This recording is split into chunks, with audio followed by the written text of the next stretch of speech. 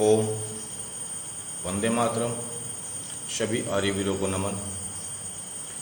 और आशा करता हूँ कि आप सभी कुशल होंगे और अपनी बुद्धि विवेक से चिंतन कर रहे होंगे कि हम अपने राष्ट्र को किस प्रकार सुरक्षित कर सकते हैं और किस प्रकार हम अपने राष्ट्र को नवनिर्माण कर सकते हैं आर्यवर्त के रूप में। और ये चिंता का विषय भी है। जैसे कि आज सुप्रीम कोर्ट ने नुपुर शर्मा के केस के मामले में अपनी ज्ञान की व्याख्या दी है जज साहब ने। उन्होंने कहा कि नुपुर शर्मा को पूरे देश से माफ़ी मांगनी चाहिए। उन्होंने कहा कि उदयपुर में जो घटना घटित हुई है, कन्हैया जी की जो हत्या हुई है मोहम्मद रियाज और मोहम्मद गोश द्वारा, उसका कारण नुपुर शर्मा जी हैं। दोष तो किया है नुपुर शर्मा जी ने। उन्होंने दोष किया कि काने को काना कहा गया। उन्होंने दोष किया कि सत्य को मलाई के शब्दों में लपेट कर नहीं कहा। अगर सत्य को मलाई के शब्दों में, मिठास के शब्दों में लपेट के भी कहा जाता तो शायद इतना असर ना होता। उन्होंने दोष किया कि हिंदू राष्ट्र, बहुसंख्या राष्ट्र में रहते हुए उन्होंने सत्य बोलने की जो दुस्साहस किया है, ये उनका बहुत बड़ा दोष है। उनके दोष इतना है कि सुप्रीम कोर्ट को फटकार नहीं, उनको शायद फांसी दे देनी चाहिए थी। क्योंकि नुपुर शर्मा की वजह से उदयपुर में जो घटना घटित हुई है, सुप्रीम कोर्ट के अनुसार ये देश में पहली और आखिरी बार घटना घटित हुई है। इससे पहले कोई ऐसी घटना घटित नहीं हुई। किंतु क्या हम थोड़ा इतिहास के पन्नों पर अगर नजर मारते हैं तो याद आता है आर्य समाज के बहुत बड़े प्रचारक, विद्वान महाशय राजपाल जी। महाशय राजपाल जी आर्य समाज के बहुत बड़े विद्वान थे। उन्होंने अनेकों गोष्ठियां की, चर्चाएं की, शास्त्रार्थ किया, मुस्लिम लड़कों, युवकों को घर वापसी की।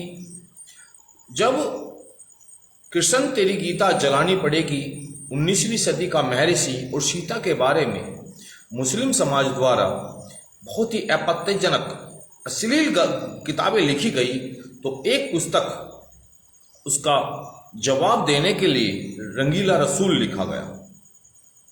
रंगीला रसूल महाशय जी ने प्रकाशित की। प्रकाशित होने के बाद में 3 या 4 साल वो निरंतर बिकती रही और भारत में इसका किसी ने कोई विरोध नहीं किया, किसी ने कोई चर्चा नहीं की, वो बिकती रही। किंतु अब भारत के बुद्धिजीव, महान राष्ट्रपिता, महात्मा, जितनी भी उपाधि दे सकते हैं आप दीजिए, गांधी जी, यंग इंडिया एक न्यूज पेपर था, उसमें 19 जून 1924 को 19 जून 1924 को महात्मा गांधी जी, राष्ट्रपिता जी, शांति के दूत, जिनको सबसे ज्यादा हिंदू मानता था, जिसको महात्मा हिंदू कहता था, किंतु वे अल्पसंख्यक समुदाय के नाम पर मुसलमानों को गोद में बैठाकर ये बोलते हैं, ये लेख देते हैं कि रंगीला रसूल मुसलमानों की भावनाओं को ठेस पहुंचाने वाली पुस्तक है, इसको प्रतिबंध कर दिया जाए। और मैं उनके लेखक और प्रकाशक जो भी हैं उनका निंदा करता हूं, उनकी निंदा करता हूं, और मुस्लिम युवकों को इसका विरोध करना चाहिए, खुला स्पष्ट। और उस लेख के बाद महाशय जी पर हमले होने शुरू हुए। उस लेख के बाद महाशय जी पर 3 हमले हुए। और उस चौथे हमले में मोहम्मद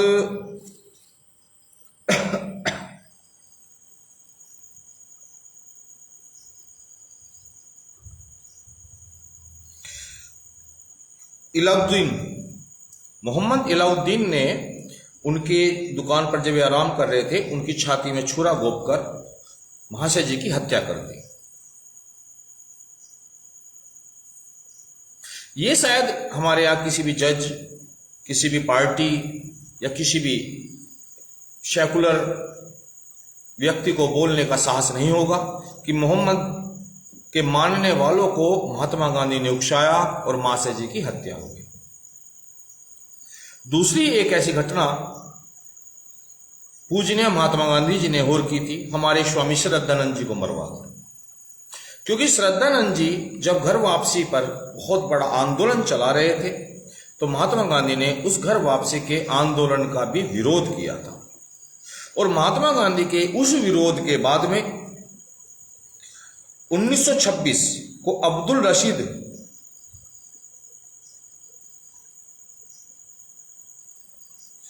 मोहम्मद अब्दुल रशीद ने स्वामी श्रद्धानंद जी की हत्या की। और उस हत्यारे मोहम्मद अब्दुल रशीद को महात्मा गांधी ने कहा कि ये मेरा भाई है।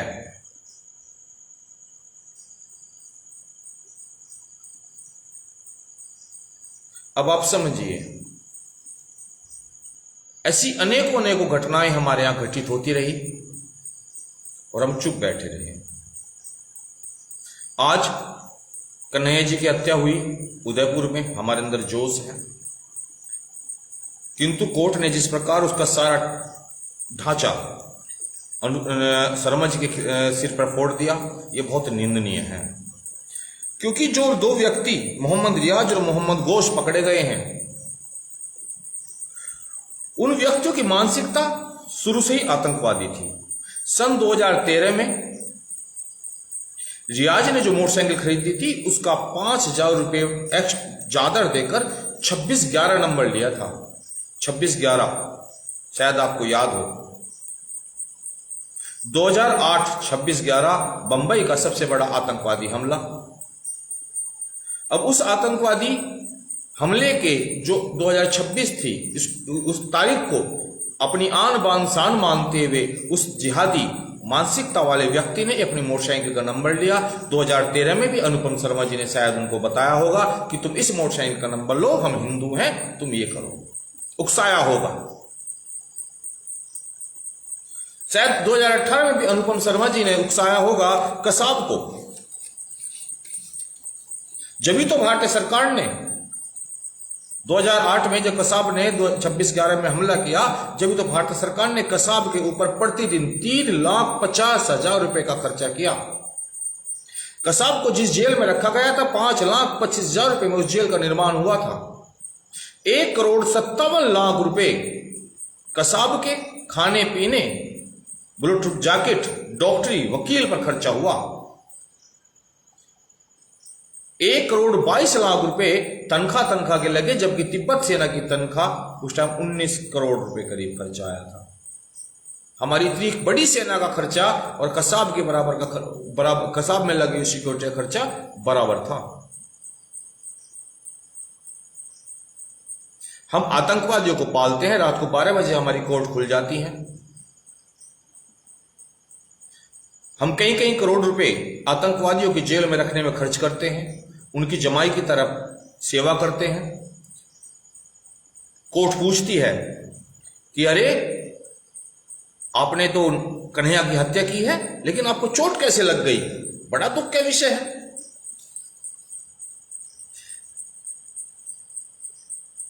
हम सब जानते हैं कि आज सबसे ज्यादा भ्रष्ट कौन सी प्रणाली है? कोर्ट है। आप जब किसी भी कोर्ट में चले जाइए, जज सामने बैठा रहता है, मुंशी कहता है तारीख ले लो, 100 रुपए दो। जज के सामने मुंशी पैसे पकड़ता है। झूठे मुकदमों में 99% लोग उम्र कैद की सजा काटते हैं, बलात्कार के मुकदमों में सजा काटते हैं, क्योंकि हम जानते हैं कि हमारी कोर्टों में पैसा चलता है। अगर हमारी न्याय प्रणाली इतनी दुखद और इतनी भ्रष्ट होगी तो हम जाएं कहां? किस पे भरोसा करें?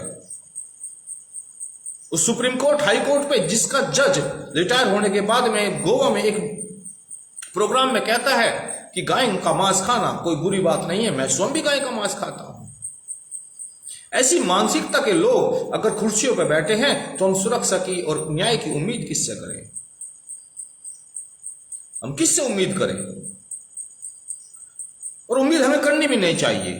हमें उम्मीद इसलिए भी नहीं करनी चाहिए क्योंकि हमने भी बहुत बड़ी गलतियां की है। हमने अनुपम समर का समर्थन किया, लेकिन क्या उस जिहादी, उस मुसलमान का विरोध किया जिसने हमारे शिव के बारे में गलत बात की थी? क्या हमने उसका विरोध किया? हमने कोई विरोध नहीं किया। हम सही मायनों में अपने दिमाग से काम नहीं करते। हमें विरोध भी तो करना चाहिए था। हिंदू 1947 से पहले भी पिटता आ रहा था, 1947 के बाद भी पिट रहा है, क्योंकि हिंदू अपने धर्म पर नहीं है। मुसलमान अगर 10 हैं तो वे उसका कारण 10 का वो हमसे ऊंचे इसलिए दिखाई देते हैं कि उनका कम से कम एक जगह मत है। वे कम से कम एक जगह कहते हैं कि हमारा अल्लाह एक है।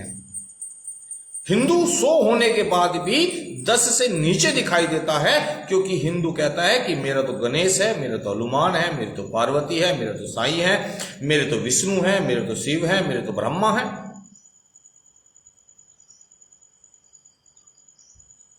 जिस संप्रदाय का ईश्वर भी एक नहीं हुआ, वो संप्रदाय एक हो जाए, ये एक सपने जैसा है। और मुझे नहीं लगता उस संप्रदाय का कोई इतिहास बाकी रहेगा। हम वेदों को मानने वाले, वेदों में स्पष्ट कहा है कि परमेश्वर निरंकारी है, परमेश्वर सर्वव्यापी है, परमेश्वर कोई स्वरूप नहीं है, परमेश्वर एक ऊर्जा है, परमेश्वर कण कण में बसा है। फिर भी हम वेदों को मानते हैं, वेदों के मानने के बाद भी अलग अलग पंथ बनाए बैठे हैं। ये हमारे पंथ ही हमारा विनाश का कारण है। इस्लाम, ईसाई, ये दोनों क्यों कामयाब हुए? क्योंकि इन लोगों ने अपना एक मान लिया। अगर आज मुसलमान 10 ग्राम है और हिंदू 1 धड़ी है, 5 किलो है, वो 10 ग्राम से फिर भी कम है, क्योंकि 5 किलो हिंदू 33 जगह बटा हुआ है। वो पीर पे भी जाएगा, वो रामनवमी को ही मानेगा, वो ईसा मसीह को ही मानेगा, वो कहीं अगर कोई क्या बोलते साईं बाबा को ही मानेगा, वो हनुमान को मानेगा, गणेश को मानेगा, पार्वती को मानेगा। 1 लाख छोटे मोटे देवता बना लिए हैं। हमारा विचार एक नहीं है। हमारा विचार एक ना होने की वजह से बार बार हम पर हमले होते हैं, मरते हैं, चिल्लाते हैं, फिर हमारी ही गलती निकाल दी जाती है। गोधरा कांड, 60 व्यक्ति जला दिए गए। उन 60 व्यक्ति को जलने के बाद में 60 हिंदू जब जले, उन जलने के बाद में जो हिंदू के अंदर गुस्सा आया, उन्होंने कुछ लोगों को दबाया, मारा, लेकिन गलती किसकी निकली? हिंदुओं की। वे 60 किसी को नहीं दिखाई दे। सन 2013 में मुजफ्फरनगर में दंगे हुए, उसमें कितने हिंदुओं को मारा गया। एक हिंदू को तो मैंने अपने प्रत्यक्ष देखा, उसके पीछे बैक में इतना बड़ा डंडा ठोक रखा था, लेकिन गलती किसकी निकली? हिंदुओं की। दिल्ली में दंगे हुए, कितने मारे गए, गलती किसकी निकली? हिंदुओं की। और कोर्ट में जो बैठे हैं वे कोई राम रफीक या अहमद नहीं बैठे, उनके नाम भी हिंदू हैं, लेकिन हमारी शिक्षा प्रणाली, हमारे धर्म की ना जानने की गलती, हमारी मानसिकता में भिन्नता होना हमारे विनाश का कारण है। सुप्रीम कोर्ट अपनी जगह सही है, क्योंकि उनकी मानसिकता इंडियन एजुकेशन एक्ट की है। उनकी मान्यता राजनीतिक है।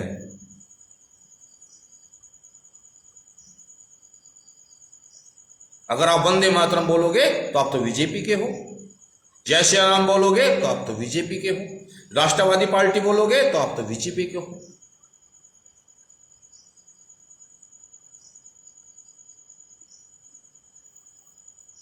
शायद कुछ दिनों में ऐसा भी होने लगे कि आप कहां जा रहे हो, मंदिर जा रहा हूं, ओहो तो भाजपा के हो। और इसको प्रचलित करने वाला भी हिंदू ही है। हिंदू अपनी मानसिकता को एक नहीं कर रहा, और वो दिन दूर नहीं जब 100 साल बाद इतिहास अपने आप को दोहराएगा। वही घटनाएं मैं इसलिए दोहरा रहा हूं, ये सन मैं आपको इसलिए दोहरा रहा हूं कि सन 1926 में क्या हुआ, 1924 में क्या हुआ, और 1947 में फिर क्या हुआ। ऐसे 2024 में क्या होगा, 2022 में क्या हो रहा है, 2023 में क्या हो रहा है, 2018 में क्या हो रहा है, और 2047 में क्या होगा। क्योंकि इतिहास 100 साल बाद अपने आप को दोहराता है। महाशय जी की घटना, स्वामी श्रद्धानंद जी की घटना, महात्मा गांधी के बयान, वर्तमान में गांधी परिवार और गांधी परिवार से जुड़े हुए लोगों के बयान, ये घटना एक दूसरे का प्रतिरूप है।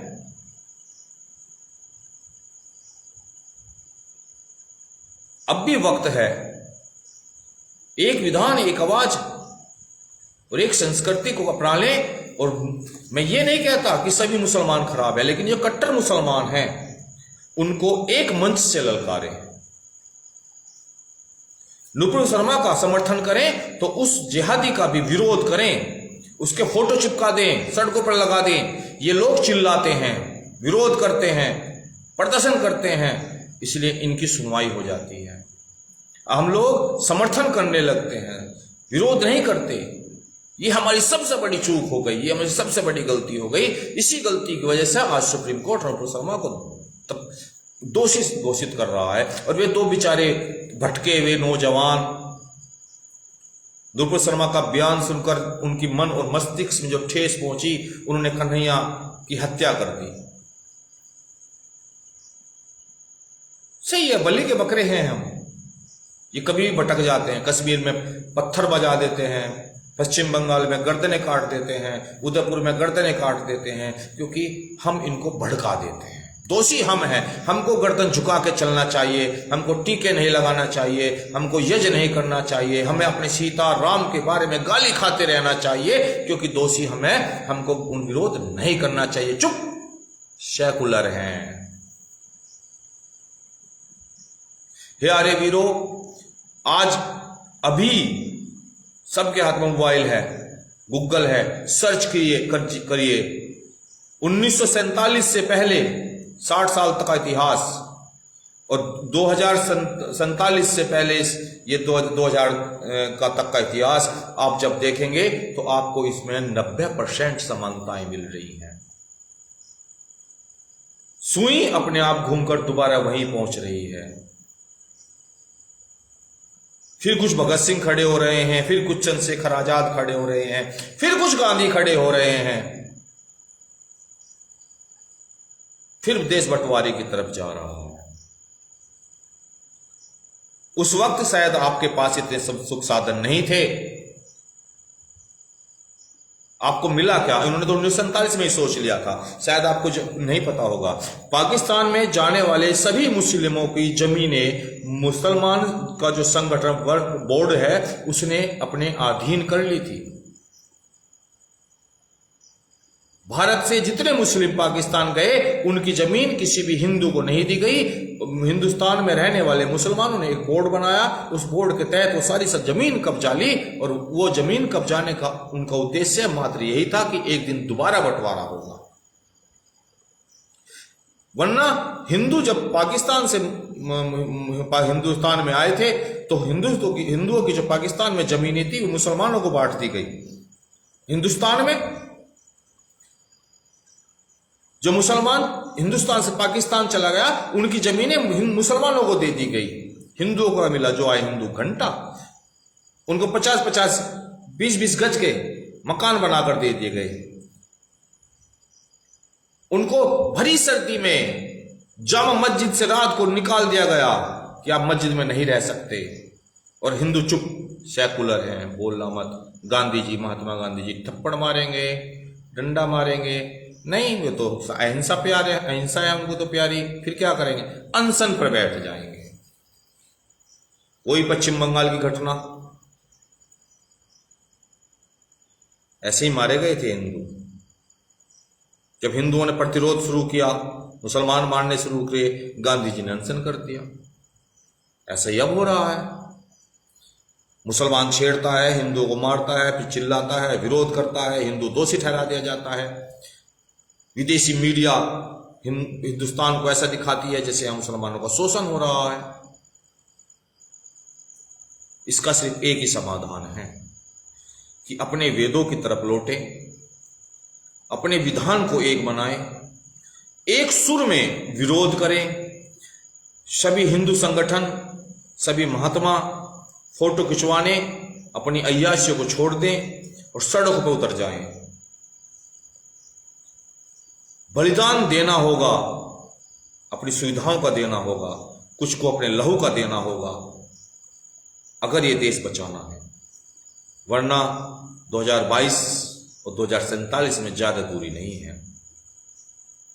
सभी आप चिंतनवान हैं, परमेश्वर ने आपको बहुत ज्ञान दिया है। आप चिंता करिए, सोचिए कि एक विधान, एक आवाज, और वेद ही हमारा सच्चा ज्ञान है।